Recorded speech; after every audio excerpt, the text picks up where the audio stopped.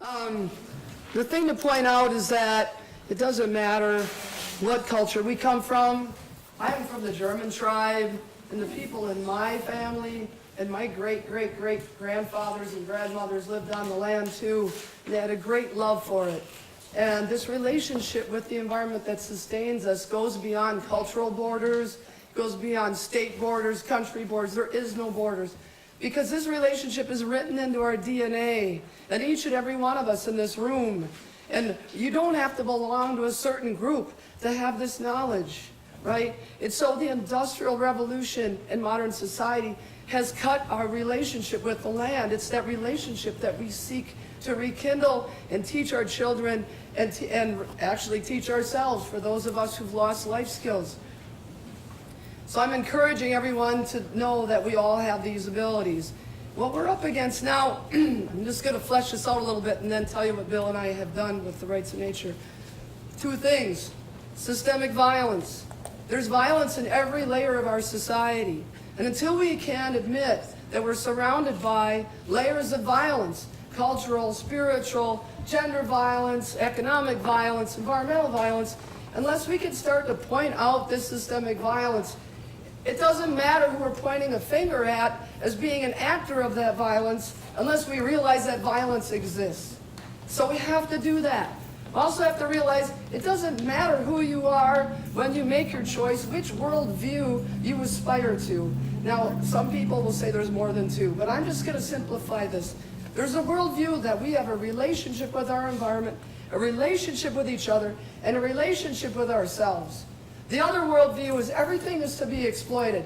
And the people that believe that, they even exploit their own bodies. They don't even have a relationship with their own psyche. So what I'm encouraging people to spread throughout your life with all of your friends, when you have your conversations, ask them, do you have authentic thought sovereignty? Are you able to think critically for yourselves? Do you take your messages about who you are as a human on this planet right now from the propaganda machine, or do you take it from relationship, good healthy relationships with yourself, your family, your communities, and the environment? We need to start thinking for ourselves about how we engage and stop taking those messages from the growth industrial complex. Okay, so like, I'm a radical feminist. I want to dismantle patriarchy. That is the ground floor of all this exploitation. So women, please stand up, take leadership roles. If you want some advice, give me a call. It's not very fun sometimes, but I'm here for you. So women, please, don't be afraid. So point out the violence, understand that we have to have a healthy worldview, have a good relationship with yourself. If you decide to be a warrior and change this system of things, remember, eat wild foods, drink pure water. You know, you probably don't want to drink the bottled water. Get it out of a spring, run it through a filter. Take care of yourself. This is hard work. It's like you're an athlete. I don't know about how Mari keeps in shape, but she's all over the world doing this. So this is really hard work. Takes a lot of commitment. When I met Bill about 3 years ago now, he really inspired me because he told me how events happening where he grew up were really pulling at his heart, and I'm going to let him talk about it. But what came out of my conversations with him and us working together is an eminent putting of the amendment into the Ho-Chunk Constitution to have rights in nature. So I'm going to let him take it off right now, talk about what inspired him to do this work, talk about the difficulties that he's had moving the work forward, and maybe we'll have a little discussion about how we work together. But it's been really kind of a trip trying to get this done. So go ahead. Oh, Rikuniga Hingari. Rikuni, deer that runs into the direction of the south wind is my name. I'm a Deer Clan Ho-Chunk tribal member. Deer Clan, being a Deer Clan member, I am one that tries to protect the earth as much as I can.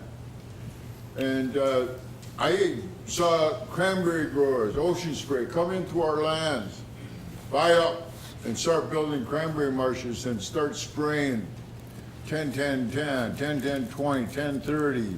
You know, to me that was really sad because they were knocking trees down and putting them in piles. I could hear these trees crying as they were burning. And then I saw these sand mines start coming into Wisconsin. And I really feel bad for these sand mines, because they were just cutting the trees down, piling them, stacking them. They were not, like even taking care of them. They weren't praying for these trees.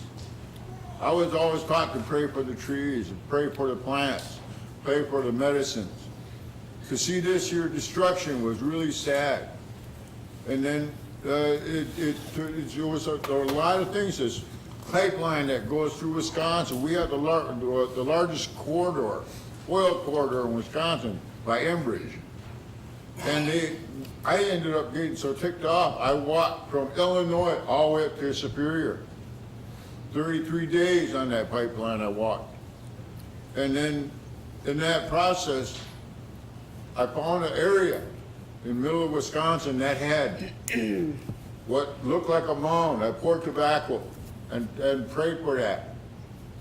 And it was right on that pipeline. 2 days later, and I had a dream. And there was an old man that was pouring tobacco, and I was 20 feet away from him watching him pour tobacco. So I called the Ho-Chunk Nation. And then it turned out there were 16 mounds there. The guy came up to check out one mound, and he found another one, then another one, then another one. 16 mounds on this place. It was beautiful. Enbridge went right through the middle and destroyed one mound completely. So, I've been seeing all this stuff going on. 3 years ago, I decided that enough was enough. Went to a democracy school to learn about the rights, the Bill of Rights, and then I started really learning a lot about what was going on in the white man's government, and how that the trees didn't have rights like I was taught. The plants, the medicines, they weren't. Nothing was included in this Bill of Rights. So I worked with Julie, we worked together, we got a resolution. I took it to the Ho-Chunk Nation, and then all of a sudden they decided that they had a secretariat position they were gonna lose. So I had to take it to wait another year, submit it to the General Council again, and it got voted in second time. Right now, I'm waiting on to hear we're gonna have another vote within the next couple months. And this is gonna be actually for all the Ho-Chunk people, 7,000 people in my tribe. There are 7,000 voting people. So hopefully this will be voted in. That way it'll be a law that we will be able to protect it. Protect the plants, protect the water, the air, everything that we give personhood to. I wanna see it, personhood given to the Mississippi River, the Wisconsin River, the Great Lakes, to protect all of them. That's part of what I'm trying to do. And, I'm not afraid of Enbridge or any of these other pipelines. I got some death threats, but that's no big deal. What it is trying to protect the earth, trying to save what we have left. That's what's in my heart.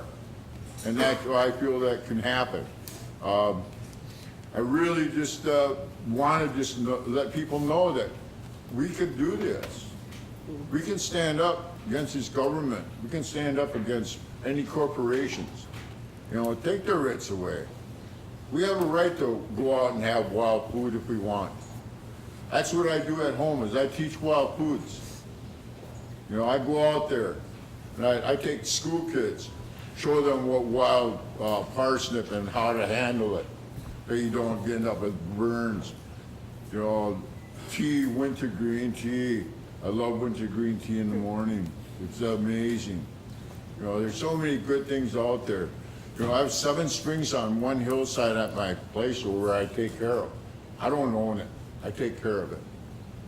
7 springs on one hillside. Imagine I can actually go and drink water. I don't drink bottled water. I'm sorry. I feel bad that was offered bottled water. But there is no regulations on bottled water. And the worst part is that plastic's made of oil. I don't use those one-use paper bags. you gotta try to learn to readjust your life if to stand up for what you believe in. I even gave up my truck. I hitchhike or I catch rides. I walk a lot. I'm a leather tramp, and I like it. You know, that's one of the good things to do.